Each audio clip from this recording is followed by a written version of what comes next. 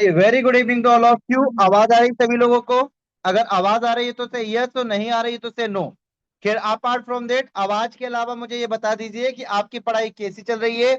सारी क्लासेस आप लोगों की कैसी चल रही है? क्या समयबद्ध रूप से आप लोग क्लास ले रहे हो? समयबद्ध रूप से आप लोग उत्तर लेखन का कार्य कर रहे हो? और साथ ही साथ अनुशासन आप अपने अंदर डेवलप कर रहे हो नहीं कर रहे हो? इसके बारे में थोड़ा बता दीजिए, तो हम लोग अपनी क्लास स्टार्ट करते हैं।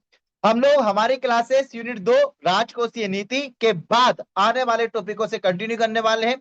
यूनिट 1 में आपने इकोनॉमिक्स के कुछ बेसिक कॉन्सेप्ट को समझा होगा, और साथ ही ये सीखा होगा कि इकोनॉमिक्स पढ़ी कैसे जाती है, समझी कैसे जाती है, और कॉन्सेप्ट बनाए कैसे जाते हैं।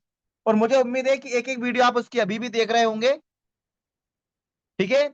और साथ ही साथ आप लोगों को ये समझ में भी आ रहा होगा इकोनॉमिक्स कैसे करते हैं। अब यूनिट 2 हम लोगों को ये बता रही है कि अब इकोनॉमिक्स के जो कोर कॉन्सेप्ट है, जैसे physical policy, monitoring policy, taxation, गरीबी, बेरोजगारी, इसको किस तरीके से कंप्लीट करना है। Is it clear?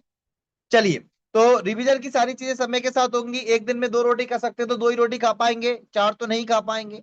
बट चलिए, तो मैं उम्मीद कर रहा हूं सभी लोग अच्छे से पढ़ रहे हैं। एक बार मुझे मैसेज भी कर दो कि हाँ सर, पढ़ाई अच्छी चल रही है, बढ़िया चल रही है, और ईमानदारी के साथ, डेडिकेशन के साथ, समर्पण के साथ हम लोग अपनी पढ़ाई को जारी कर रहे हैं। कोई दिक्कत नहीं है।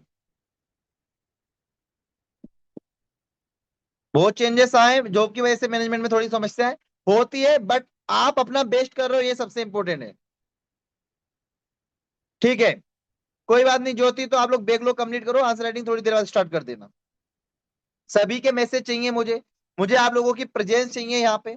एक एनर्जी चाहिए, एक एनर्जी जो 10 बजे लगभग लगभग पूरे दिन की पढ़ाई के बाद खत्म हो जाती है। एक नई एनर्जी के साथ हम लोगों को पढ़ाई करनी है। नई एनर्जी के साथ हम लोगों को ये क्लासेस करनी है। Is it clear? तो जब भी आपसे पूछा जाए तो आप अपना आंसर करिए, यहाँ पे पार्टिसिपेट करिए, सहभागिता दर्शाइए, और एक इंटरेक्टिव क्लास बनाने का प्रयास करिए, ताकि हम लोग और बेहतर तरीके से इस क्लासेस को कंटिन्यू करें। ठीक है। हाँ, अपने आप से बोला करो कि आप अच्छा कर रहे हो, आप अच्छा करोगे, आप अच्छा लिख रहे हो, आप अच्छा पढ़ रहे हो। बस इस तरह की चीजें आप लोग बोलते रहोगे तो रात को 10 बजे भी आपको बोरियत नहीं होगी, रात को 10 बजे भी आपको नींद नहीं आएगी, और रात को 10 लेके 1 बजे तक भी आप लोग अपना अच्छा पढ़ते रहोगे। ठीक है, बढ़िया, कोई दिक्कत नहीं। निकिता, बैग लोग कंप्लीट करिए, दे सकते हैं प्रदीप पटेल, कोई इशू नहीं है। Let's come to the topic. हम लोगों ने राजकोषीय नीति पढ़ी, फिजिकल पॉलिसी पढ़ी। फिजिकल पॉलिसी को तुमने अच्छे से समझा, कल उसे 15 मिनट में एक बार रिवाइज कर लेना, ताकि जो कोर कॉन्सेप्ट हमने फिजिकल पॉलिसी के पढ़े थे वो। और फिजिकल पॉलिसी में एक सबसे इंपॉर्टेंट अवधारणा होती है, और वो अवधारणा है टैक्स की। वो अवधारणा किसकी है? टैक्स की अवधारणा है। तो अब हमें टैक्स की अवधारणा के बारे में थोड़ा सा पढ़ना है, क्योंकि जब हम लोग फिजिकल पॉलिसी पढ़ रहे थे तो आय, आय का सबसे इंपॉर्टेंट साधन टैक्स है। तो टैक्स बेसिकली क्या है? क्या हम हमारे जीवन काल में टैक्स देते हैं? कब हम लोग इनकम टैक्स देते हैं और कब हम लोग इनकम टैक्स नहीं देते हैं? कब हम लोग जीएसटी दे रहे हैं? जीएसटी की अवधारणा हम लोग लेके क्यों आए? अलग अलग प्रकार की जो टैक्स प्रणाली होती है ना, जैसे प्रगतिशील, प्रोग्रेसिव, अधोगामी, डिग्रेसिव। तो ये अलग अलग कर प्रणाली क्या होती है, ये किस तरीके से काम करती है?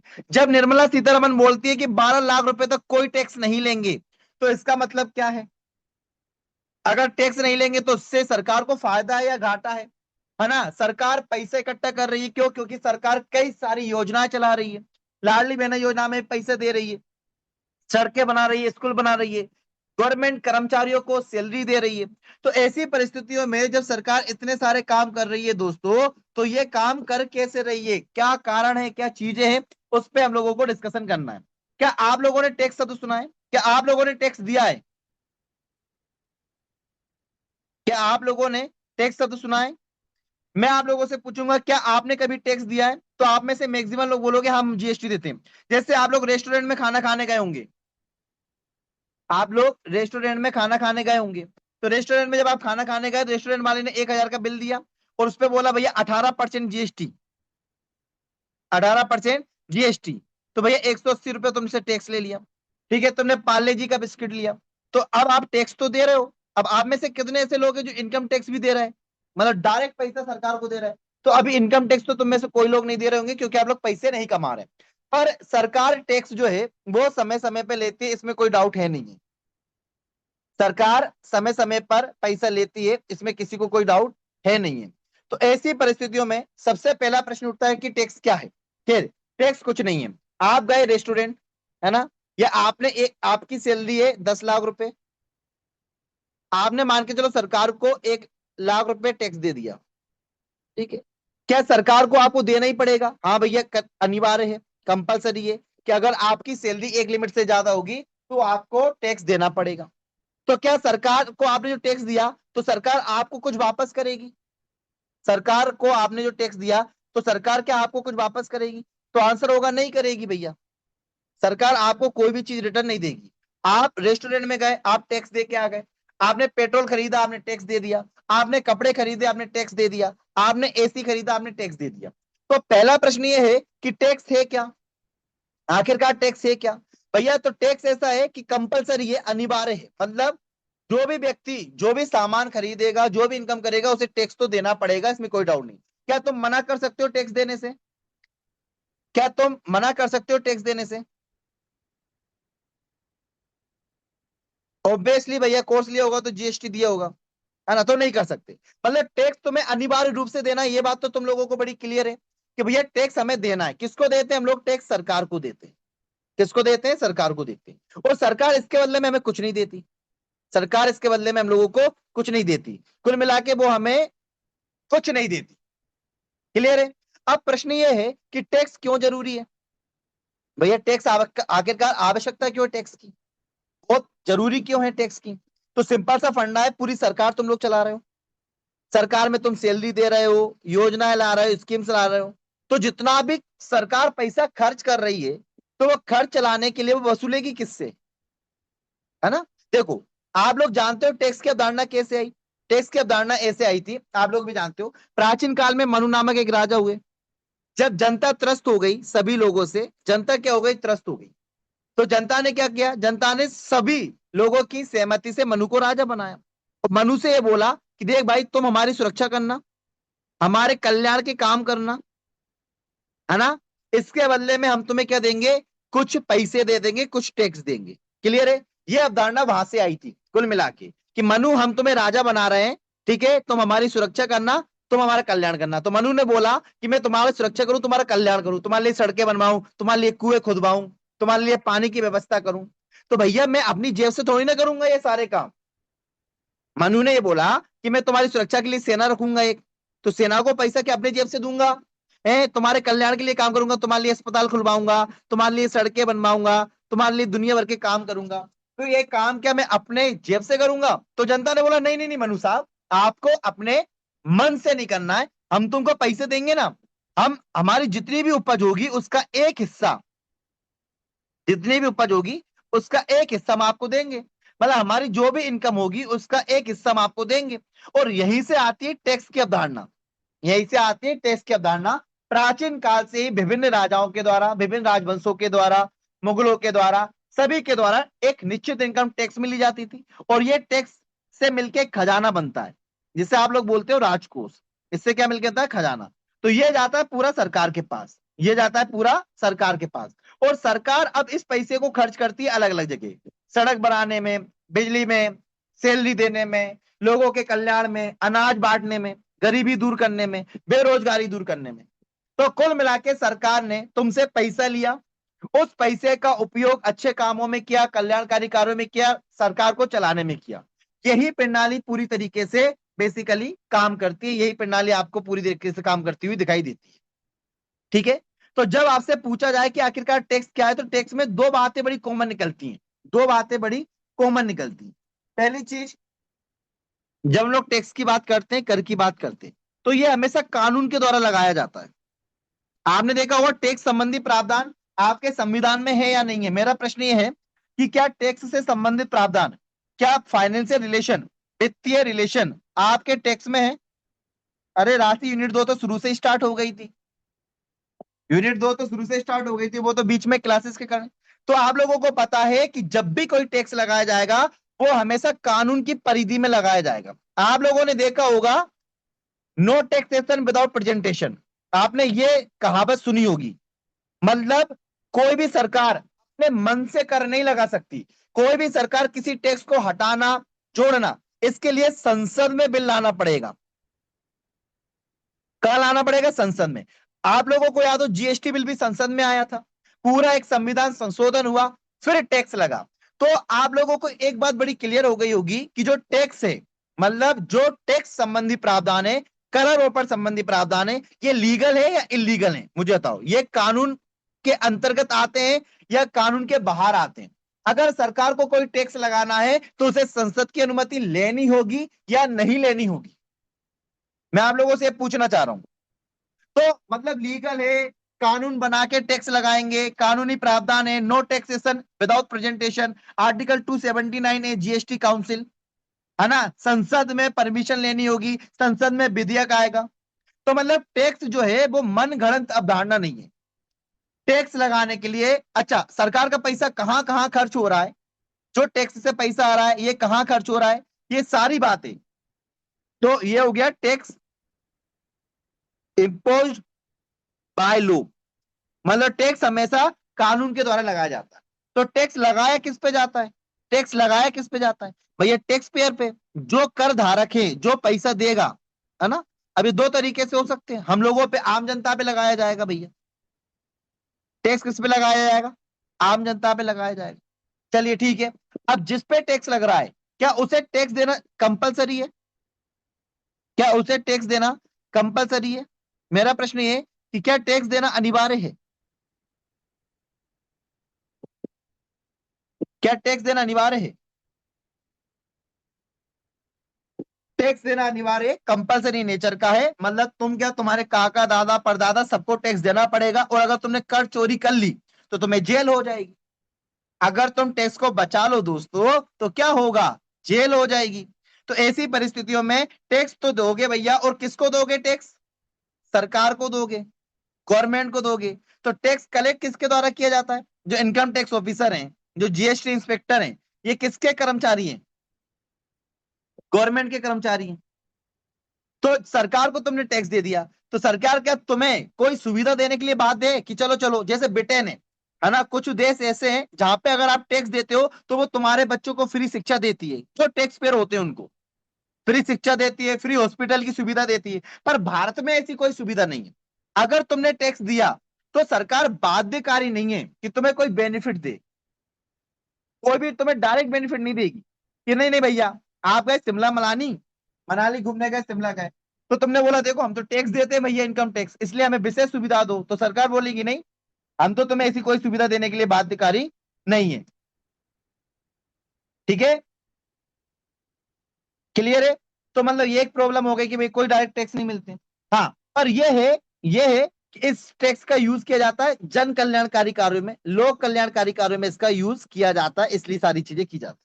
तो कुल मिला के टैक्स की कुछ बातें जो मुझे समझ में आई कि भैया टैक्स जो है वो गवर्नमेंट के द्वारा लगाया जाता है, आम जनता पे लगाया जाता है, ये कंपलसरी नेचर का होता है, अनिवार्य देना होता है, इसका भुगतान अनिवार्य करना ही पड़ेगा आप लोगों को। सरकार के द्वारा ये कलेक्ट किया जाता है ना, कोई डायरेक्ट बेनिफिट देने के लिए सरकार तुम्हें बाध्य नहीं है कि भैया वो तुम्हें कोई सुविधा प्रदान करेगी, और हाँ, इस पैसे से जन कल्याणकारी कार्य किए जाते हैं, है ना। गवर्नमेंट बेसिकली वेलफेयर और डेवलपमेंट के लिए, है ना, वेलफेयर और डेवलपमेंट के लिए, लोक कल्याणकारी और विकास के लिए इसका फंड का यूज करता है।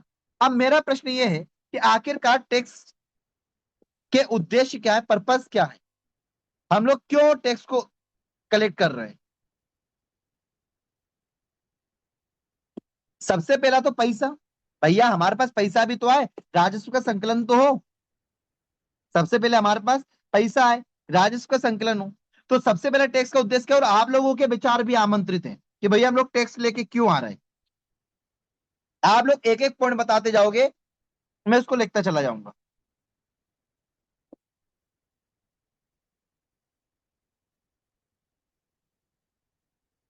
आर्थिक असमानता में कमी, वेरी गुड। और आते हैं सारे मुद्दों पे। तो पहला तो हो गया revenue collection, revenue collection, revenue collection, राजस्व संकलन, कि भैया सरकार को रिसोर्सेज जुटाने हैं ताकि सरकार सभी की सैलरी दे सके, है ना, जन कल्याणकारी योजनाओं को ला सके, सड़कें बना सके, स्कूल बना सके, फैक्ट्री खोल सके। इसलिए सरकार को पैसे की जरूरत है, इसलिए वो टैक्स इंपोज करती है। दूसरा, सरकार क्या करेगी, तुमसे पैसे ले लेगी, तुमसे टैक्स लेगी, वो गरीबों को अनाज दे देगी। गरीबों को अनाज दे देगी, लाडली बहनों को 3,000 रुपए दे देगी, प्रधानमंत्री किसानों को 6,000 रुपए वार्षिक दे देगी। तो मतलब तुमसे पैसा लिया और गरीबों में बांट दिया, तुमसे पैसा लिया और गरीबों में बांट दिया। तो क्या इसे आय का पुनर्वितरण बोलते हैं? आय का पुनर्वितरण बोलते हैं। कमाया तुमने था, बांट गरीबों में दिया, redistribution of income, redistribution of income. क्या इसे आय का पुनर्वितरण बोलते हैं? बिल्कुल बोलते हैं। इससे आय की असमानता में कमी आती है, इनइक्वालिटी जो होती है वो कम होती है। क्लियर है? तो सरकार यही कर रही है, सरकार टैक्स कलेक्शन कर रही है जीएसटी के माध्यम से और गरीबों में बांट देती है, ताकि जो खाई है, जो खाई है वो बेसिकली क्या हो जाए, आय का पुनर्वितरण, रीडिस्ट्रीब्यूशन ऑफ इनकम। ठीक है। उसके बाद मैंने आप लोगों को बताया था, अगर तुम्हारे ऊपर टैक्स ज्यादा लगा दें तो तुम सामान कम खरीदोगे, और सामान कम खरीदोगे तो मांग कम हो जाएगी, मांग कम हो जाएगी तो महंगाई कम हो जाएगी। हम लोगों ने पढ़ा था ये वाली बात।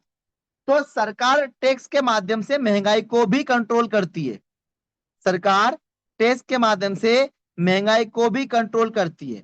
ये बात आप लोगों को पता है या नहीं है, मुझे ये बता दो।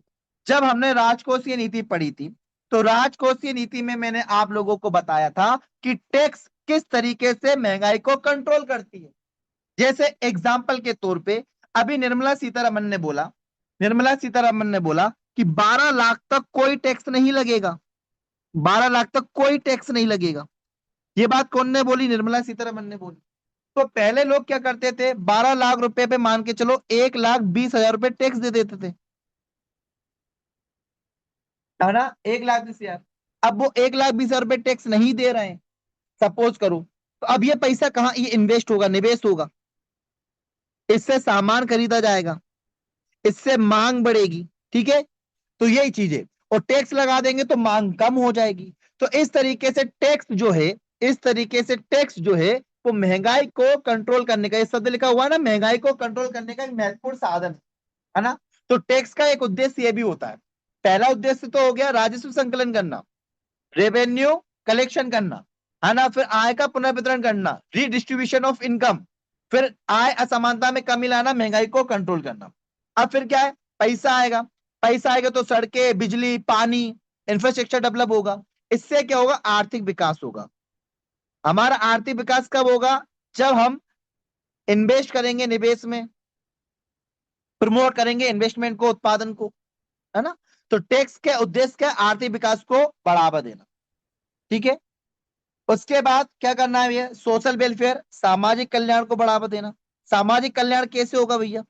सोशल वेलफेयर का मतलब क्या है, जब तुम हॉस्पिटल खोलोगे, जब तुम स्कूल खोलोगे, है ना, जब तुम गरीब लोगों को अनाज पहुंचाओगे, तो ये सामाजिक कल्याण के माध्यम है। ये सब के सब क्या है, सामाजिक कल्याण के माध्यम है। तो शिक्षा, स्वास्थ्य, गरीबों की मदद करना, है ना, महिलाओं को 3,000 रुपए प्रदान करना, लाडली बहना योजना लेके आना, लाडली लक्ष्मी योजना लेके आना, तो ये सामाजिक कल्याण के काम है, सोशल वेलफेयर के काम है। तो ऐसे कई सारे आप लोगों को उद्देश्य दिखाई देंगे, ऑब्जेक्टिव दिखाई देंगे। क्लियर है? तो एक बार इसके अलावा संसाधन जो आप लेके आए उनका अच्छे से उपयोग करना। तो एक बार आप लोग मुझे ऑब्जेक्टिव लिख दो जल्दी से कि ऑब्जेक्टिव क्या है टैक्स के। डिस्करेजमेंट ऑफ हार्मफुल गुड्स, बिल्कुल सही बात है, एल्कोहल, टबैको को डिस्करेज करना।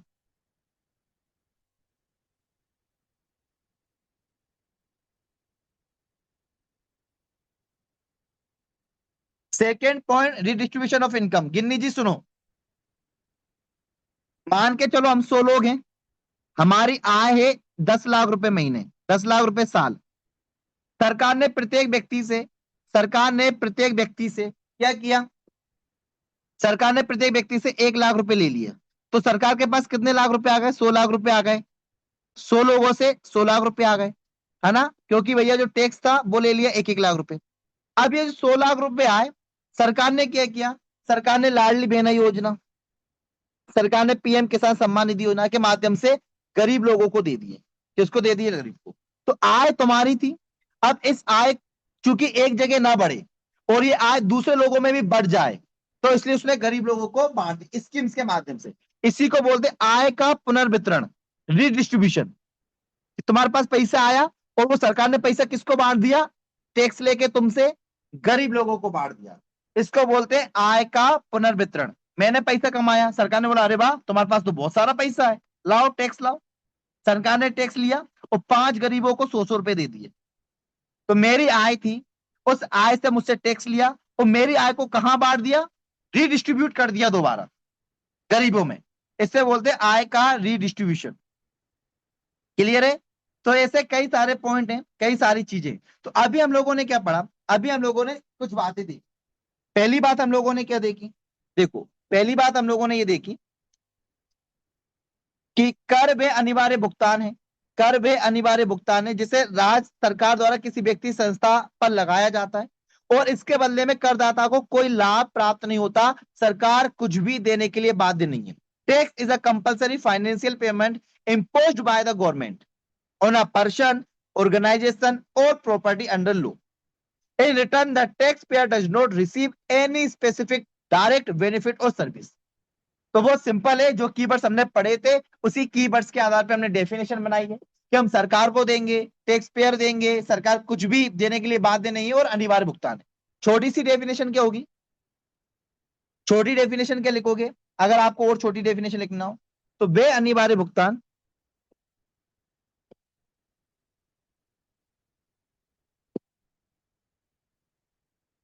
जिसके बदले, जिसके प्रतिफल में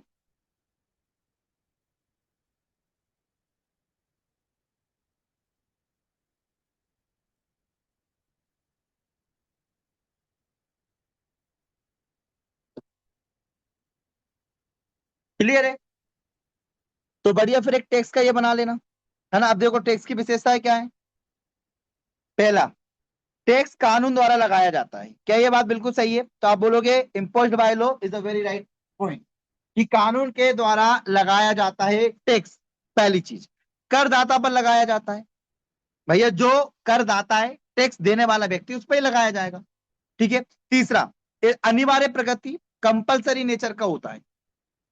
कलेक्ट कौन करता है भैया? कलेक्ट करती गवर्नमेंट, सरकार के द्वारा ये संकलित होता है। उसके बाद क्या आपको कोई डायरेक्ट बेनिफिट देंगे? No direct benefit. और उद्देश्य क्या है? यूज्ड फॉर पब्लिक पर्पसेस के लिए यूज होता है। ठीक है। तो देखो सार क्या है? कर सरकार को दिए जाने वाला वैधानिक और अनिवार्य अंशदान है ना। ये आपकी प्रॉपर डेफिनेशन हो जाएगी एक लाइन में।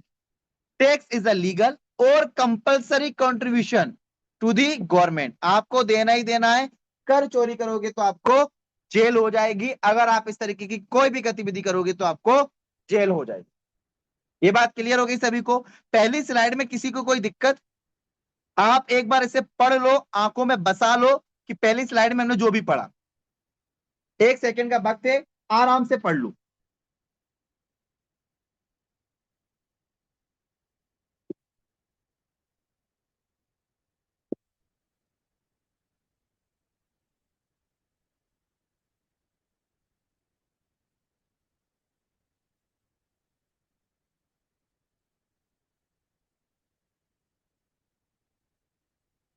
पढ़ लो तो डन लिख देना एक बार।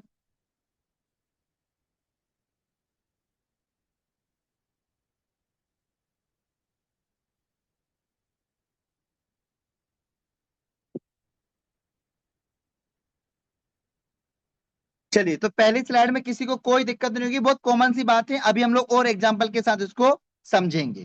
पूरे की पॉइंट्स याद हो गए? हाँ, जनता पैसे देगी, सरकार को देगी, लो के अंतर्गत देगी। सरकार तुम्हें कुछ भी देने के लिए बाध्य नहीं है। ठीक है, चलिए वेरी गुड, शाबाश। अगला देखते हैं हम लोग। अब अगला प्रश्न ये है कि टैक्स कितने प्रकार के होते हैं? How many types of tax? तो जब हम लोग टैक्स की बात करते हैं तो टैक्स हमें दो तरीके के दिखाई देते हैं। एक प्रत्यक्ष कर और एक अप्रत्यक्ष कर। अप्रत्यक्ष का मतलब डायरेक्ट होता है और अप्रत्यक्ष का मतलब क्या होता है? इनडायरेक्ट होता है। जैसे एग्जाम्पल के तौर पे एक व्यक्ति है, ठीक है, एक व्यक्ति है, ठीक है, और बी कौन है? गवर्नमेंट है। बी गवर्नमेंट है। अगर ए सीधे बी को टैक्स देता है, ए यदि बी को सीधे टैक्स देता है, डायरेक्ट टैक्स देता है, ए यदि बी को डायरेक्ट टैक्स देता है तो ये डायरेक्ट टैक्स कहलाएगा। अगर इसके अलावा ए है, बीच में बी आ गया और सी बेसिकली गवर्नमेंट हो गई, या एक काम करते हैं, बी गवर्नमेंट हो गई और बीच में सी आ गया, ठीक है। कुल मिला के सरकार ने टैक्स लगाया था सी पे, सी ने ट्रांसफर कर दिया ए पे।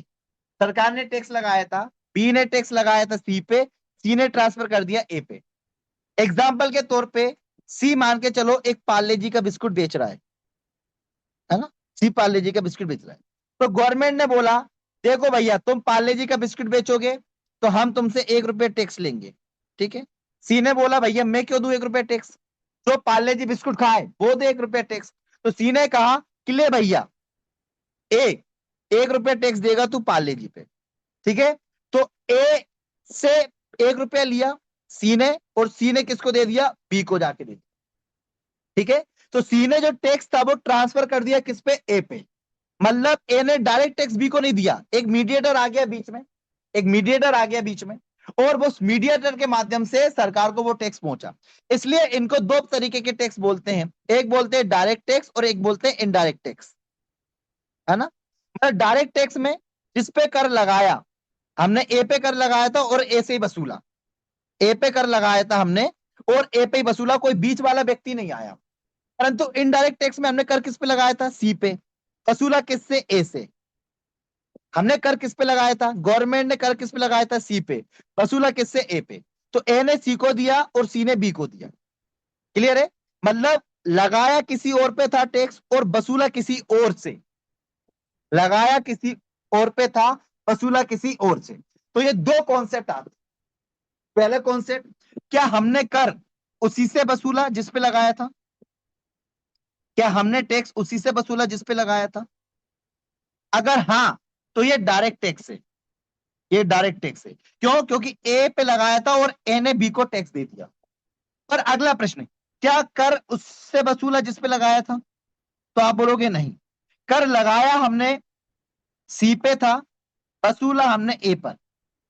बेसिकली सी ने ट्रांसफर कर दिया कर को कहां पर, ए की ओर। तो ये है आपका इनडायरेक्ट टैक्स। तो बताओ टैक्स कितने प्रकार के होते हैं, टैक्स कितने प्रकार के होते हैं।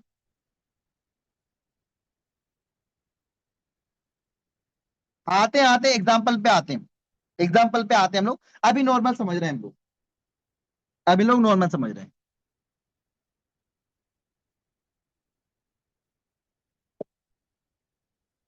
ठीक है। चलिए जैसे इनकम टैक्स, इनकम टैक्स, अगली स्लाइड है। कराधान के मुख्य उद्देश्य सबको याद हो गए क्या, मेन ऑब्जेक्टिव ऑफ टैक्सेशन याद होगा क्या, ये बताओ, सबको याद हो गए। रेवेन्यू कलेक्शन, राजस्व संकलन, पहला पॉइंट, ठीक है। सरकार के व्यय और योजना हेतु संसाधन जुटाना। दूसरा, आय का पुनर्वितरण करना, रीडिस्ट्रीब्यूशन ऑफ इनकम, ये हम लोगों ने समझ लिया। मुद्रास्फीति नियंत्रण, इन्फ्लेशन कंट्रोल, ये हम लोगों ने समझ लिया। संसाधनों का दक्ष आवंटन, एफिशिएंट एलोकेशन ऑफ रिसोर्सेज, किस सेगमेंट में कहा संसाधन हमें खर्च करने, वो बजट के माध्यम से हम लोग करते हैं। सामाजिक कल्याण, सोशल वेलफेयर, शिक्षा, स्वास्थ्य, इसके अलावा बहुत सारे पॉइंट हो सकते हैं, आर्थिक समृद्धि, आर्थिक विकास, समावेशी विकास। वो कॉमन पॉइंट मैं आप लोगों को बताऊंगा जिसे आप हर एग्जाम में लिख सकते हैं। आर्थिक स्थिरीकरण, इकोनॉमिक स्टेबलाइजेशन, ठीक है। तो ये हमारे बेसिकली 7 पॉइंट है। इसके अलावा कुछ कॉमन पॉइंटों को मैं आगामी क्लासेस में आप लोगों को बता दूंगा, ठीक है। अब प्रश्न ये है कि सर क्लासिफिकेशन ऑफ टैक्स, कर का वर्गीकरण कितने प्रकार से हम लोग देखते हैं। तो कर बेसिकली दो तरीके से बांटा जाता है ना। Taxes are broadly classified into two categories, and direct tax और एक इनडायरेक्ट टैक्सेस। डायरेक्ट टैक्स और इनडायरेक्ट टैक्सेस दो भागों में बांटे जाते हैं। तो प्रश्न ये है कि डायरेक्ट टैक्स क्या है, कर का भार और भुगतान एक ही व्यक्ति पे कर रहा है। मैंने बोला था ना, ए नाम का एक व्यक्ति है, इसी पे कर का भार था, वर्डन था, और इसी ने कर को पे किया, है ना, सीधे सरकार को, बी को। तो जब कर का भार और भुगतान एक ही व्यक्ति पर होता है, the वर्डन and payment fall on the same person, जो है वो प्रत्यक्ष कर कहलाता है ना। कर का भार किसी अन्य पर स्थानांतरित हो सकता है क्या, जैसे आपकी इनकम है 12 लाख रुपए, सरकार ने उस पर 10% टैक्स लगा रखा है। तो क्या आप ये बोल सकते हो कि ललित सर से ले लेना ये 10% टैक्स, जो आप इनकम टैक्स दे रहे हो, जो आपकी इनकम पे जो टैक्स लग रहा है, जैसे आप सरकार को सीधे आयकर रिटर्न भर के देते हो, आईटीआर भर के देते हो, तो क्या आप सरकार से बोल सकते हो कि नहीं नहीं मेरे पापा से ले लेना, ललित सर से ले लेना, उनके पास नौकरी है?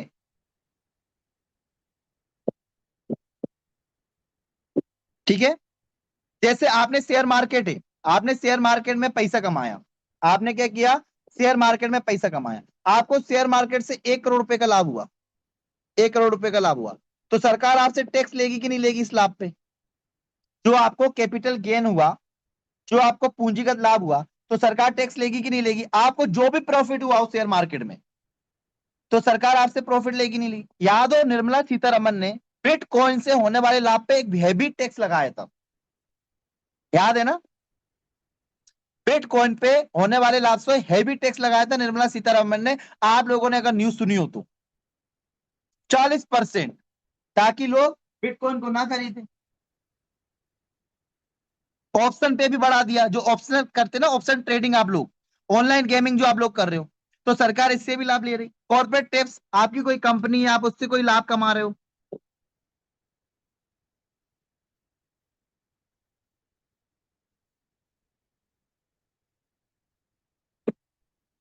क्लियर है? Dream eleven.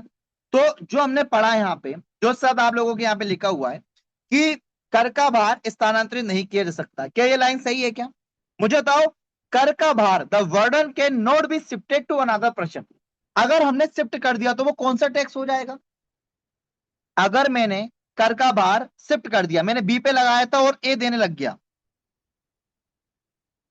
सरकार को कैसे पता चलेगा हमारी इनकम 12 लाख है? तो जब तुम गवर्नमेंट एम्प्लॉय हो जाओगे तो सरकार को पता चलेगा, बे से पता नहीं चलेगा, इनडायरेक्ट हो जाएगा। Very good. चलो, तो दूसरे पॉइंट में किसी को कोई दिक्कत? अब देखो, सामान्यतः कहां लगाया जाता है? आय पे, जो आप लोग इनकम कर रहे हो, जो आप लोग लाभ कमा रहे हो, या जो संपत्ति पर आपने पैसे कमाया है, आपने संपत्ति बेच दी, उस पर आपको पैसा मिल गया। तो ये 3 पॉइंट बहुत इंपॉर्टेंट है, ये 3 के 3 पॉइंट एज इट इज लिख के जाना, अगर आपसे 2 मार्कर पूछ ले तो। 2 मार्कर क्या क्या पूछ सकते हैं? पहला, प्रत्यक्ष कर को परिभाषित करिए, प्रत्यक्ष कर को उदाहरण सहित बताइए, 3 प्रत्यक्ष करों के नाम लिखिए, 3 प्रत्यक्ष करों के नाम लिखिए, ये प्रश्न आपसे पूछे जा सकते हैं। तो 3 एग्जाम्पल क्या होगा? सबसे इंपॉर्टेंट एग्जाम्पल है आयकर इनकम टैक्स, दूसरा एग्जाम्पल है कॉर्पोरेट टैक्स, और तीसरा एग्जाम्पल है पूंजीगत लाभ कर। मैंने आपको बताया कैपिटल गेन्स टैक्स, जो आप ड्रीम इलेवन, सट्टेबाजी, जुएबाजी, शेयर मार्केट या किसी भी चीज से आप लोग कमा रहे हो। तो मुझे 3 एग्जाम्पल के नाम लिख दो जो डायरेक्ट टैक्सेस के एग्जाम्पल है, 3 के, इनकम टैक्स, कॉर्पोरेट टैक्स और पूंजीगत लाभ कर, कैपिटल गेन टैक्स, जल्दी से लिख दो।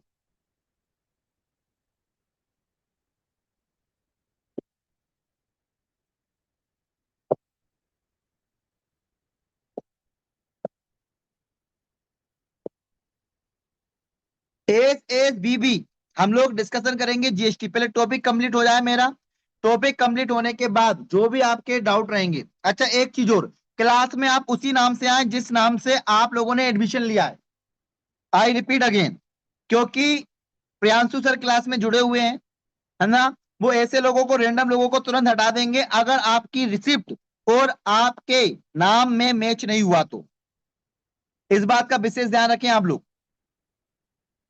तो कल अचानक से ब्लॉक हो जाओ तो मत बोलना, इनकम, कॉर्पोरेट और प्रॉपर्टी टैक्स वगैरह, है ना, पूंजीगत लेब है वो, ठीक है? तो प्लीज, तो इनकम टैक्स के 3 एग्जाम्पल समझ में आ गए। अब दूसरा प्रश्न है अप्रत्यक्ष कर क्या है भैया? ठीक है, कर का प्रारंभिक भुगतान एक व्यक्ति पे डाला जाता है, पर भार दूसरे पे डाला जा सकता है। कुल मिला के करारोपण और कर का भार अलग अलग व्यक्ति पे होता है, लगाया किसी और पे, वसूला किसी और से, बस ये लाइन आप लोग याद कर लो।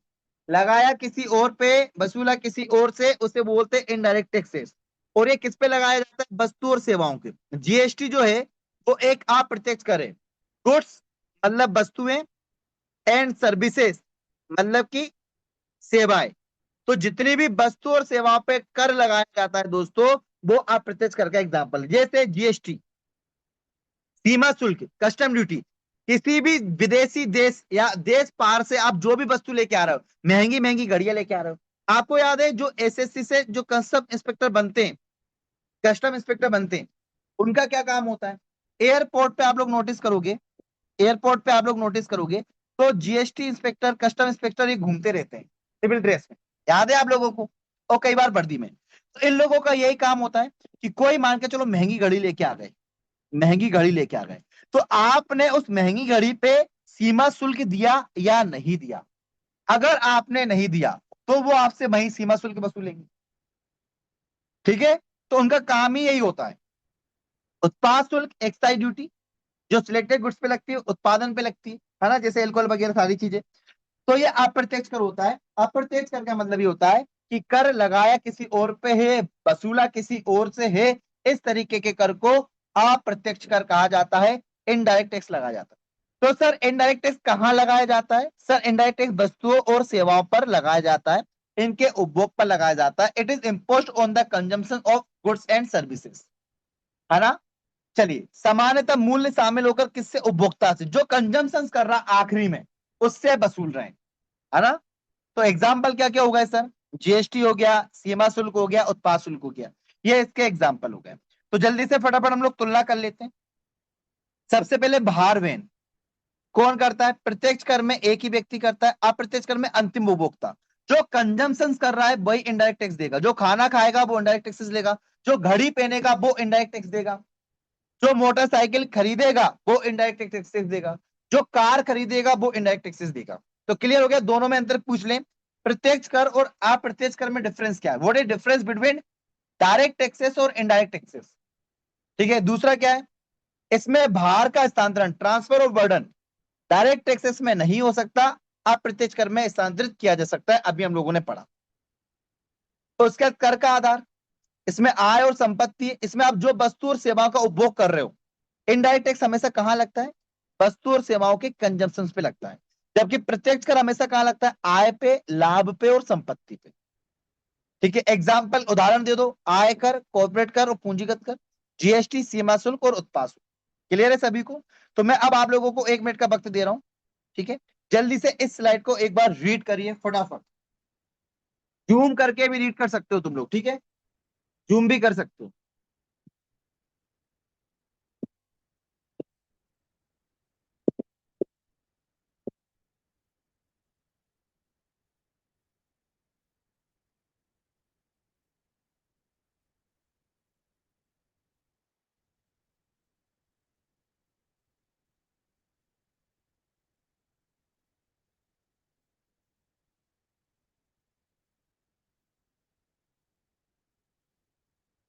अब पूरी इमेजिनेशन अपने आंखों के दिमाग में बिठाओ कि हमने सबसे पहले कर में क्या पढ़ा था?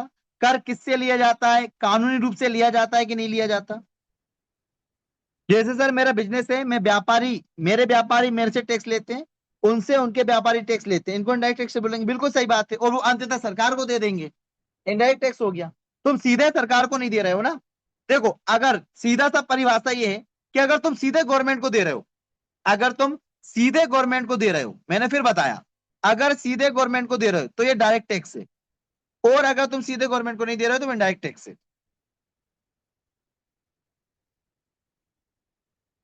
चलिए, तो अब आप लोग अपनी इमेजिनेशन को दिमाग में बिठाओ। सबसे पहले हमने कर पढ़ा, कुछ कर के हमने की पॉइंट्स पढ़े थे, जैसे कानून के अंतर्गत अनिवार्य भुगतान, सरकार कुछ भी देने के लिए बाध्यकारी नहीं है ना। इससे क्या होता है? सरकार लोक कल्याणकारी कार्य करती है ना, सरकार टैक्स कलेक्शन करती है, महंगाई को कंट्रोल करती है, सामाजिक कार्य करती है, सोशल वेलफेयर, आय असमानता को कम करती है, आय असमानता को कम करती है, ठीक है। तो ये जो सारी चीजें आप लोगों ने देखी है, ये सारी चीजें आप लोगों ने देखी है, ये सारी की सारी चीजें क्या बेसिकली आपके टैक्स के अंतर्गत आ गई है। फिर आपने बोला टैक्स के उद्देश्य क्या है, वो भी आपने पढ़ लिए। फिर आपने देखा टैक्स दो प्रकार के होते हैं, एक होते हैं डायरेक्ट टैक्स और डायरेक्ट टैक्स। निगम कर क्या होता है बता देता हूं। निगम कर बेसिकली देखो, कंपनियां हैं, मान के चलो टाटा कंपनी है, टाटा कंपनी, कोई भी कंपनी है या कोई भी निगम, कोई भी कॉर्पोरेशन, जिसे आप लोग बोलते, ठीक है। अब ये व्यापार करेंगी, ये व्यापार करेंगी, व्यापार करने से इनने क्या किया? लाभ कमाया, लाभ कमाया। तो लाभ पे जो टैक्स सरकार लगा रही वो निगम कर कहलाता है। लाभ पर सरकार जो टैक्स लगा रही वो क्या कहलाता है? निगम कर कहलाता है। क्लियर है? तो निगम कर क्या है? जब कोई कंपनी लाभ कमाती है, जैसे मान के चलो एक कंपनी है, उसका टर्नओवर 10 करोड़ रुपए है ना, 10 करोड़ रुपए का उसने लाभ कमाया। कितने का लाभ कमाया? तो यदि निगम कर की दर, अगर जो टैक्स है ये अलग होता है क्योंकि इन पे ज्यादा पैसे हम लेते हैं। मान के जो निगम टैक्स जो है, निगम टैक्स जो है वो 25% है, 25% है। तो बताओ इसको कितना टैक्स देना पड़ेगा? इसे 2.5 करोड़ रुपए देना पड़ेगा। तो निगम कर क्या है? जो कंपनियां होती हैं, कंपनियां लाभ पर जो टैक्स देती हैं, सरकार कंपनियों के लाभ पर, प्रॉफिट पर जो टैक्स लेती है उसे निगम कर बोलते हैं। उसे, ठीक है,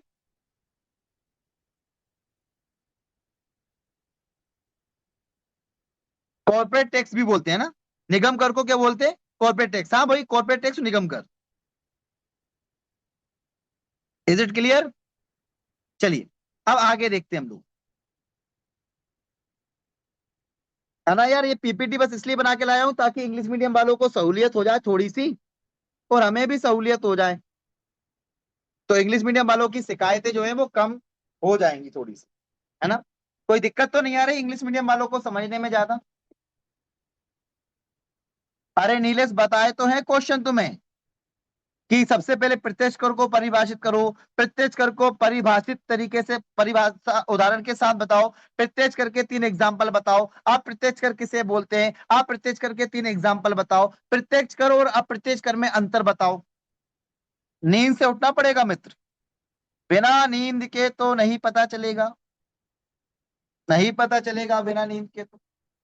उठ जाओ, उठो, जागो और क्वेश्चन पे फोकस करो। चलिए अब अगला सेगमेंट क्या है? अगला सेगमेंट ये प्रत्यक्ष कर। तो मैंने आपको बोला प्रत्यक्ष कर क्या है? वे कर जिसका भार और भुगतान एक ही व्यक्ति कर रहा है।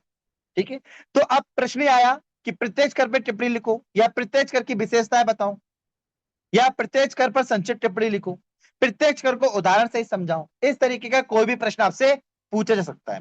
तो मीनिंग, फीचर्स एंड एग्जांपल्स। तो व्हाट इज डायरेक्ट एक्सेस? तो भैया जिसका भार, इंसिडेंस और भुगतान, इंपैक्ट एक ही व्यक्ति पे पड़ा।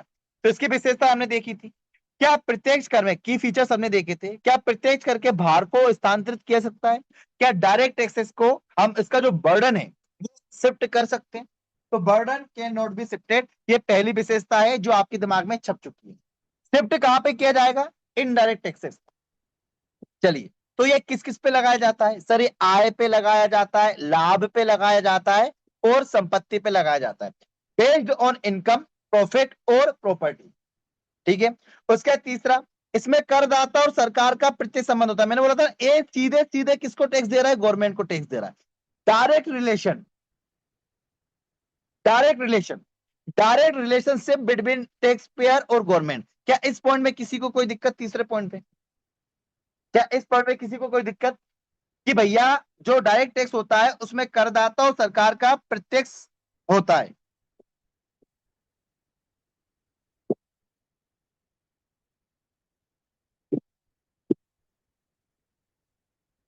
ना। चलिए अब मुझे तीसरी विशेषता आप लोग बताओ। अधिक न्याय संगत माना जाता है, कंसिडर्ड मोर इक्विटेबल। क्यों माना जाता है इसको हम लोग बताएंगे। देखो, देखो भैया जिसके पास ज्यादा पैसा है, जिसके पास ज्यादा पैसा है हम उससे टैक्स ले रहे हैं, है ना। अब इनडायरेक्ट टैक्स जो होता है, जैसे जीएसटी है, जीएसटी जो है, तो गरीब व्यक्ति भी जो है वो पार्ले जी के बिस्कुट पे 1 रुपया टैक्स दे रहा है, और अमीर व्यक्ति भी 1 रुपया टैक्स दे रहा है ना, पार्ले जी के बिस्कुट पे।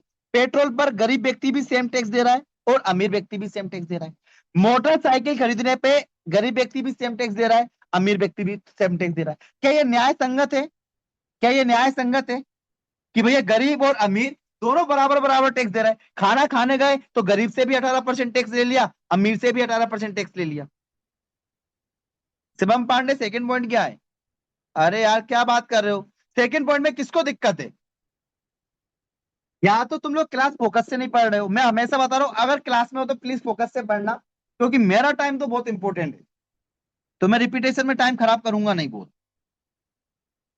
सेकेंड पॉइंट में शुरू से पढ़ते आ रहा है कि आपकी जो इनकम होगी, आपने शेयर मार्केट से जो पैसा कमाया उस पे जो पैसा आपको लाभ मिला, तो इन पे जो टैक्स लगता है वो डायरेक्ट टैक्सेस है, क्योंकि आपकी इनकम है सीधी सीधी, ये आपकी आय है।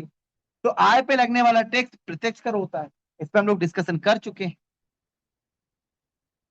ठीक है, इस पे हम लोग डिस्कशन कर चुके हैं, ठीक है। चलिए, तो ये जो पॉइंट है, तो बताओ, तो जो जीएसटी हम लोग लगा रहा है, गरीब पे भी सेम पैसे दे रहा है, पेट्रोल पे सेम, एसी खरीदा सेम पैसा, कूलर खरीदा गरीब भी उतना ही पैसा दे रहा है और वो भी उतना पैसा दे रहा है, तो ये न्याय संगत नहीं माने जाती। डायरेक्ट टैक्स किससे लिया जाता है? भैया तुम्हारे पास, अच्छा तुम्हारी 20 लाख आय है, चलो एक काम करो 30% टैक्स दो, तो ये गरीबों के लिए थोड़ा सा न्याय संगत माना जाता है, कंसिडर मोर इक्विटेबल, ये अधिक न्याय संगत है। तो चौथा पॉइंट क्लियर है सभी लोगों को कि प्रत्यक्ष कर ज्यादा न्याय संगत है या अप्रत्यक्ष कर? मेरा प्रश्न ये है दोस्तों कि प्रत्यक्ष कर डायरेक्ट टैक्स ज्यादा न्याय संगत है, इक्विटेबल है या अप्रत्यक्ष कर? डायरेक्ट टैक्सेस, ठीक है, क्योंकि इनडायरेक्ट टैक्सेस तो गरीब से भी सामान लिया जा रहा है और अमीर से भी सामान लिया जा रहा है। चलिए वेरी गुड, तो कंसिडर मोर इक्विटेबल, बहुत बढ़िया। चलो, भुगतान क्षमता के सिद्धांत से जुड़ा हो, क्षमता जो जितना ज्यादा कमाएगा, जो जिसकी जितनी ज्यादा क्षमता होगी इनकम की, वो उतना पैसा देगा। भुगतान क्षमता के सिद्धांत से जुड़ा हुआ है। क्या गरीब से इनकम टैक्स ले रहे हैं? क्या गरीब से इनकम टैक्स ले रहे हैं? क्या जिनकी इनकम 5 लाख रुपए है उनसे टैक्स लिया जा रहा है? नहीं। तो टैक्स किन से लिया जा रहा है? टैक्स किन से लिया जा रहा है? जो ज्यादा पैसा कमा रहे हैं, जो टैक्स भर सकते हैं, ऐसे लोगों से टैक्स लिया जा रहा है दोस्तों। तो इसलिए यह बोला जाता है कि जो भुगतान है क्षमता के सिद्धांत से जुड़ा हुआ है, link with the ability to pay principle. तो क्षमता का सिद्धांत समझ में आ गया आप लोगों को? क्षमता का सिद्धांत समझ में आ गया कि भुगतान क्षमता के सिद्धांत से जुड़ा हुआ है। जैसे अंबानी है, तो अंबानी ज्यादा पैसा देता होगा। अब जैसे हम लोग हैं, तो हम लोग मीडियम इनकम ग्रुप में आ गए, तो हम लोग 10% टैक्स देंगे, है ना। जो लोग ज्यादा इनकम वाला होगा वो ज्यादा पैसा देगा। तो ये क्षमता के सिद्धांत पे जुड़ा हुआ सिद्धांत है। तो ये विशेषताएं क्लियर हो गई सभी लोगों को। अब एग्जाम्पल, आयकर किसका एग्जाम्पल है बताओ दोस्तों? कॉर्पोरेट कर, जिसे निगम कर भी बोलते हैं, जो अभी मैंने मैडम को समझाया था, निकिता धाकड़ मैडम को मैंने जो समझाया था, वो कॉर्पोरेट कर था। संपत्ति कर, संपत्ति बेचने स्थानांतरण से जो पैसा कमाना। और पूंजीगत लाभ कर, जो मैंने आपको बताया था कि आपने शेयर मार्केट में पैसा लगाया, आपको 100 रुपए का लाभ हुआ, उस पर जो टैक्स लगेगा वो आपका पूंजीगत लाभ करो, ठीक है। चलिए, तो अब इसका लाभ क्या है दोस्तों? ये आय असमानता को कम करने और सामाजिक न्याय को बढ़ावा देने में सहायक। कैसे? तुमसे पैसा ले लिया मैंने, 100 लोग हैं, 100 लोगों से 1-1 लाख रुपए ले लिया, तो 100 लाख आ गए। और ये 100 लाख रुपए कहाँ जाएंगे? सड़क, बिजली, पानी, लाडली बहना योजना, पीएम किसान सम्मान निधि योजना, गेहूं बांटने में, है ना। तो इसका मतलब हुआ कि ये आय असमानता को कम करता है, जो अभी हम लोग ऊपर पढ़ के आए थे। आय का पुनर्वितरण करेगा और सामाजिक न्याय, सोशल जस्टिस को बढ़ावा देगा। It has reduce income inequality and promote social justice, ठीक है। तो प्रत्यक्ष कर में कर का वास्तविक भार उसी व्यक्ति पे पड़ता है जो कर का भुगतान करता है दोस्तों। तो ये आपका 5 मार्कर में अगर कभी प्रश्न आ जाए कि प्रत्यक्ष कर क्या है, इसके गुण दोष बताइए, इस पे भी हम लोग डिस्कशन कर लेंगे, ठीक है। अब इसके दोष क्या है? बहुत कम लोगों से हम लोग वसूल कर पाते हैं। इनकम टैक्स कितने लोग दे रहे हैं? गिने चुने लोग दे रहे हैं, 2-3% लोग टैक्स दे रहे हैं। मध्यम वर्ग के लोगों के साथ बहुत दिक्कतें होती है, मैं अभी आपको समझाऊंगा। अभी पूरा चैप्टर बचा हुआ है कि कैसे मध्यम वर्ग टैक्स से परेशान है। जब अंजना ओम कश्यप न्यूज चैनल पे आती है, तो मध्यम वर्ग को बड़ी राहत, 12 लाख तक कोई टैक्स नहीं। तो वो ये चिल्ला चिल्ला के बोलती है कि भैया मध्यम वर्ग को क्यों राहत मिली, क्योंकि सबसे ज्यादा टैक्स पेयर जो है वो मध्यम वर्ग ही देता है ना। तो वो चिल्ला के इसलिए बोल रही है, सरकार की ओर से बड़ी राहत, निर्मला सीतारमण की बड़ी घोषणा। तो फिर उस पर डिस्कशन होता है। फिर वो लोग बोलते हैं अब जो टैक्स नहीं देंगे उससे पैसा बचेगा, पैसा बचेगा तो वो इन्वेस्ट करेंगे, सामान खरीदेंगे, इससे आर्थिक गतिविधियां बढ़ेंगी और आर्थिक गतिविधियों से आर्थिक विकास बढ़ेगा दोस्तों। फिर वो डिस्कशन करते हैं, ठीक है। तो ये बेसिकली आपका क्या है, ये आपका प्रत्यक्ष कर है। तो मेरा निवेदन है दोस्तों, एक बार ये शॉर्ट नोट्स ही है, ये शॉर्ट नोट्स है, आप डिस्क्रिप्टिव नोट्स नोट से पढ़ सकते हैं, ठीक है। तो एक बार मैं आपसे ये चाह रहा हूं कि आप एक प्रत्यक्ष करो, एक बार पढ़ लें, जल्दी से एक बार रीड कर लें और इनके पॉइंट्स को आंख बंद करके आपके दिमाग में याद हो जाए, आंख बंद करके। तो तो जल्दी से इसको अच्छे से पढ़ो।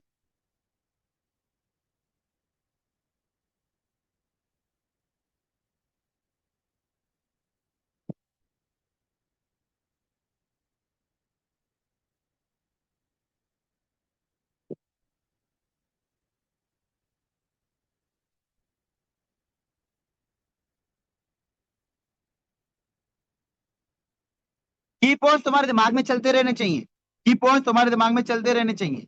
कर का स्थानांतरण नहीं होगा, आय लाभ संपत्ति पर लगेगा, करदाता और सरकार के बीच प्रत्यक्ष संबंध होगा, अधिक न्याय संगत है, भुगतान क्षमता के सिद्धांत से जुड़ा हुआ है। आय कर, कॉर्पोरेट कर, संपत्ति कर, पूंजीगत लाभ कर। लाभ क्या है दोस्तों? ये आय असमानता को कम करता है, सामाजिक न्याय को बढ़ावा देता है। It helps reduce income inequality and promote social justice. ठीक है, अगर इतना हो गया तो एक बार थंब लिख दो।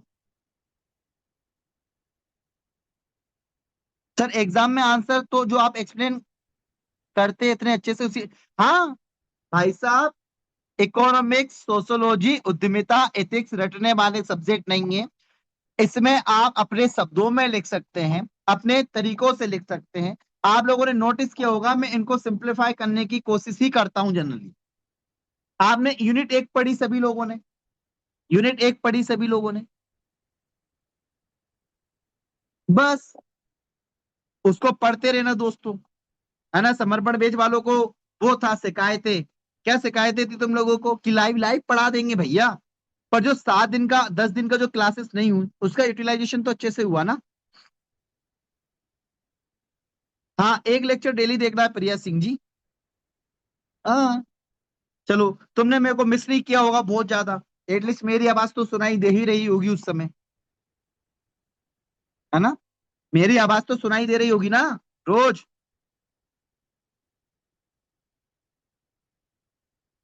ये वाली पीडीएफ मिल जाएगी ना, क्यों नहीं मिलेगी सूफियान? आज मिलेगी, चिंता ना करो। एमपी हिस्ट्री के नोट्स कैसे बनाएं ये नोट्स वाले सेक्शन में बता दूंगा ना।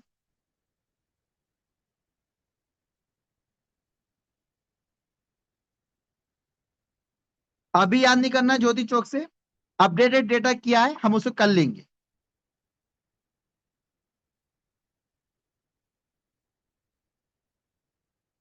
चलो आगे बढ़ते हैं।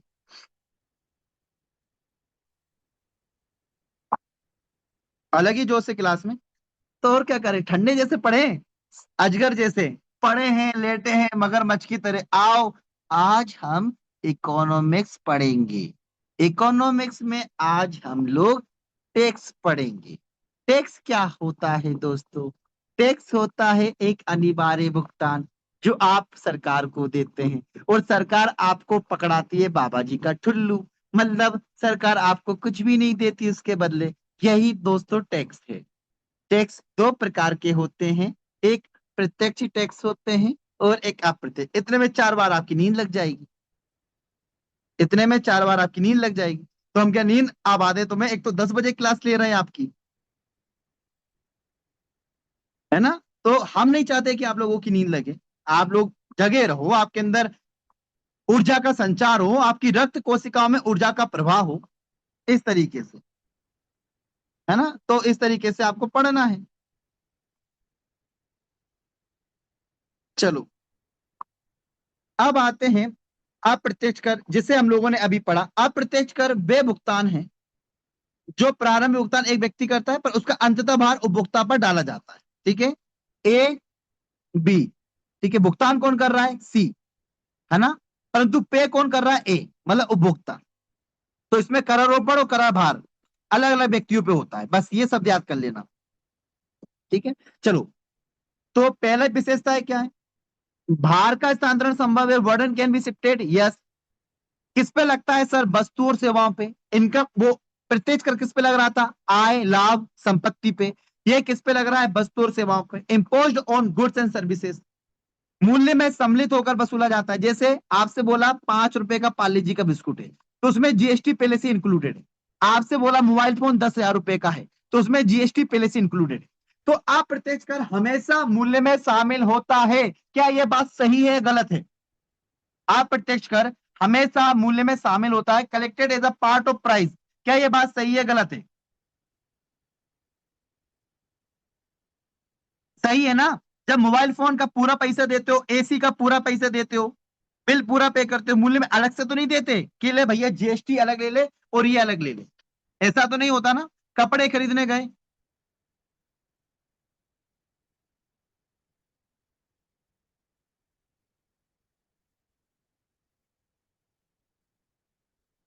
ठीक है, तो आप लोग मतलब मूल्य में सम्मिलित होते हैं, ये पॉइंट मुझे तो समझ में आ गया। मेरा प्रश्न, ये पॉइंट तुम लोगों को समझ में आया क्या कि भैया मूल्य में सम्मिलित होकर वसूला जाता है प्रत्यक्ष कर, collected as a part of price, मूल्य में सम्मिलित होकर वसूला जाता है। व्यापक कर आधार क्यों? देखो, इनकम टैक्स कितने लोग दे रहे हैं? इनकम टैक्स 2-3% लोग दे रहे हैं मान के चलो, पर मुझे बताओ जीएसटी कितने लोग दे रहे हैं? लगभग लगभग पूरे लोग जीएसटी दे रहे हैं। तो बताओ, डायरेक्ट टैक्स का आधार ज्यादा है, बेस ज्यादा है, या इनडायरेक्ट टैक्स का?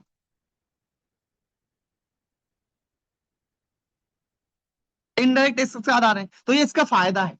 तो जब आप लोग गुण दोष बताते हो, जब आप बताते हो कि भैया दोष क्या है डायरेक्ट टैक्सेस के, कि उसके कर का आधार कम है, 2-3% लोग टैक्स देते हैं, परंतु इनडायरेक्ट टैक्सेस दोस्तों बहुत सारे लोग देते हैं, बहुत सारे लोग इनडायरेक्ट टैक्सेस देते हैं। क्लियर है?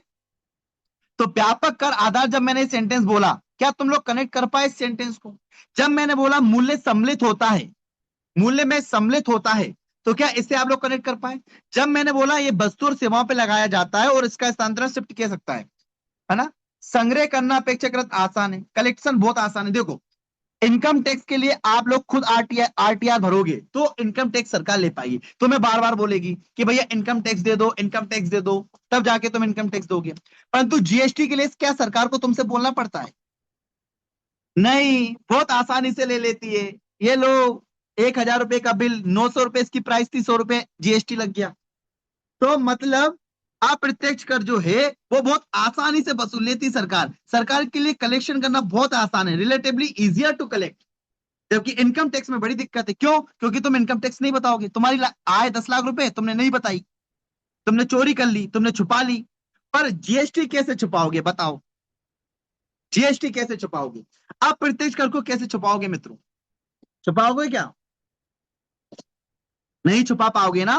दिस इज द रीजन कि ये इसको, अब देखो, अब मेरी बात सुनना, इसकी जो विशेषता है, इसकी जो विशेषता है वो डायरेक्ट टेस्ट के दोष है, और डायरेक्ट टेस्ट की जो विशेषता है वो इनडायरेक्ट टेस्ट के दोष है। क्लियर है?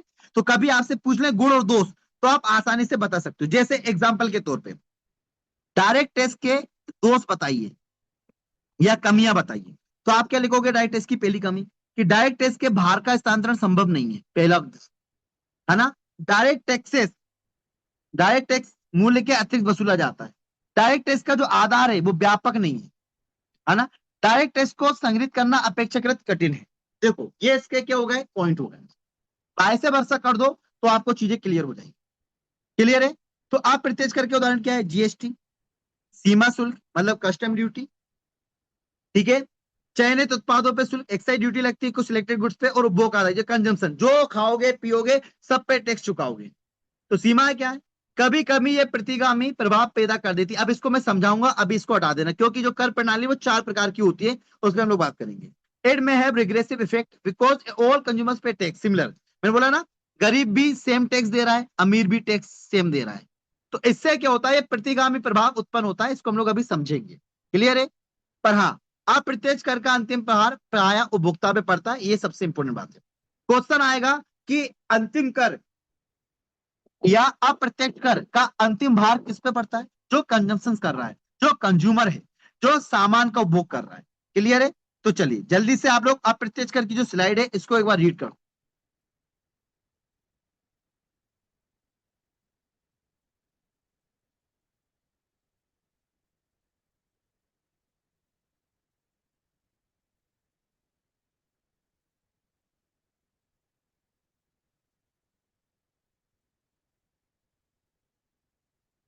देखो, आज बहुत दिन बाद हम लोग इकोनॉमिक्स में कनेक्ट हुए, तो थोड़ा क्या बोलते हैं, स्लो है, बट ये चीजें आपके दिमाग में हमेशा के लिए बैठ जाएंगी।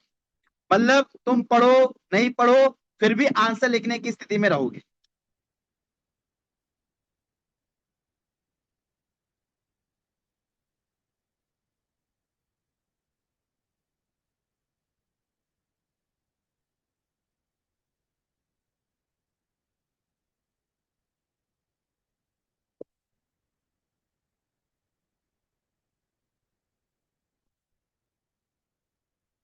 क्लियर है सभी लोगों को? उपभोक्ता, कंज्यूमर, मतलब जब भी इनडायरेक्ट टैक्स आएगा तो आपके दिमाग में कंज्यूमर आ जाएगा। जब भी इनडायरेक्ट टैक्स आएगा तो आपके दिमाग में कंज्यूमर आ जाएगा, आपके दिमाग में जीएसटी रहेगा, है ना। भार, भार का स्थानांतरण एक बार समझा दीजिए। मुस्कान कब क्लास ज्वाइन करी पहले ये बताओ, मतलब मैं समझा दूंगा पर ईमानदारी से बताओ क्लास कितने बजे ज्वाइन करी थी?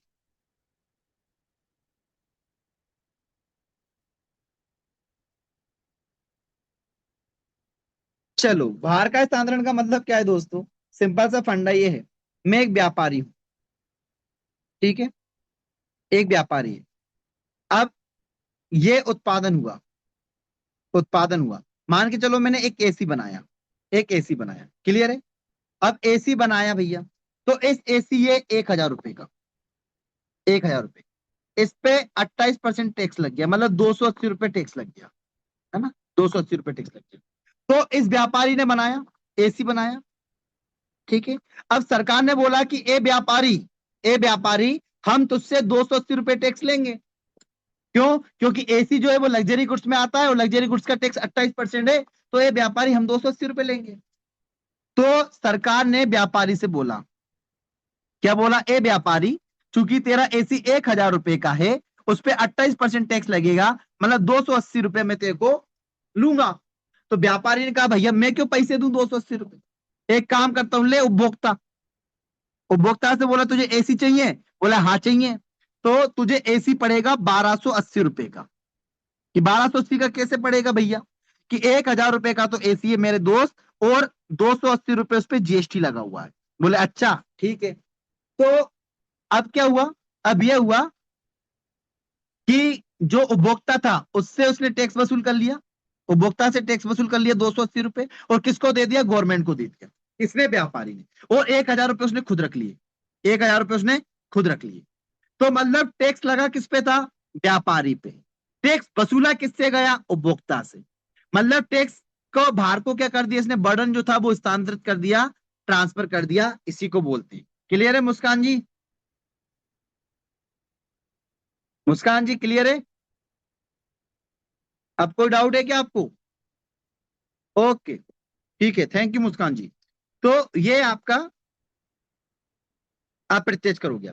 अब कर प्रणालियां और आदर्श कर की कई सारी विशेषताएं होती हैं, है ना। कई सारी विशेषताएं आप लोगों को नजर आएंगी कि भैया कर कैसा वसूला जाए, कब वसूला जाए, किस तरीके से वसूला जाए। तो अब इसको हम लोग कल कंटिन्यू करेंगे, क्योंकि ज्यादा नींद में तुम लोगों को भी इकोनॉमिक्स ऊपर से जाएगी, है ना। कल इसे हम लोग कंटिन्यू करेंगे, संभवतः कल हम लोग 9:30 से भी क्लास रख लें, ठीक है।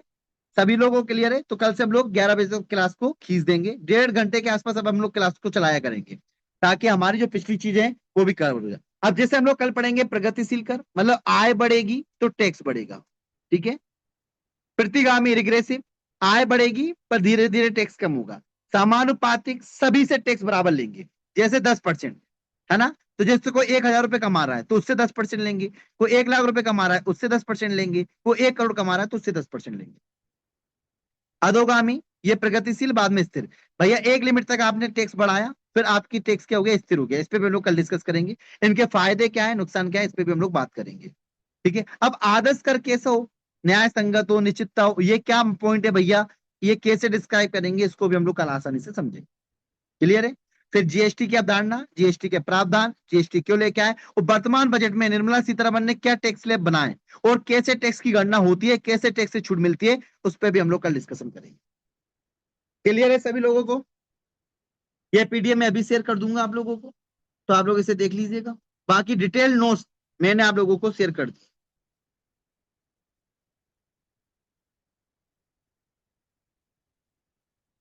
कोई डाउट किसी को?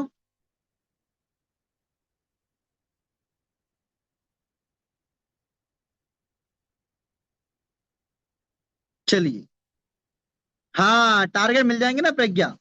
हमें भी चिंता है, तुम्हें भी चिंता है, हम टारगेट देंगे, तुम टेंशन बिल्कुल भी ना लो, ठीक है, दे देंगे, मत करो, अभी अभी टारगेट आ जाएंगे। यार तुम लोग एक स्टूडेंट हो, हमारे पास 800 स्टूडेंट हैं, तो तुम्हें ज्यादा चिंता होगी कि हमें ज्यादा चिंता होगी? जो यूनिट 2 दी भैया वो शेयर कर लो, प्रिंट निकलवा लो, अपडेटेड है। नहीं नहीं सारा सिरसा शर्मा के केस में क्या लगता है? शुभ गैलेक्सी अलग से क्लास में क्वेश्चन पूछना मुझसे, ठीक है? क्लास में कोई वो नहीं करूंगा, कॉपी केवल रिव्यू करूंगा राहुल जी, धीरे धीरे करके। कॉपी चेक का कोई प्रावधान नहीं, मैं पहले बता चुका था ये वाली बात। हाँ, एफएलटी होंगी वो कॉपी चेक होंगी। समर्पण समर्पण वालों के लिए कुछ नहीं है दोस्तों।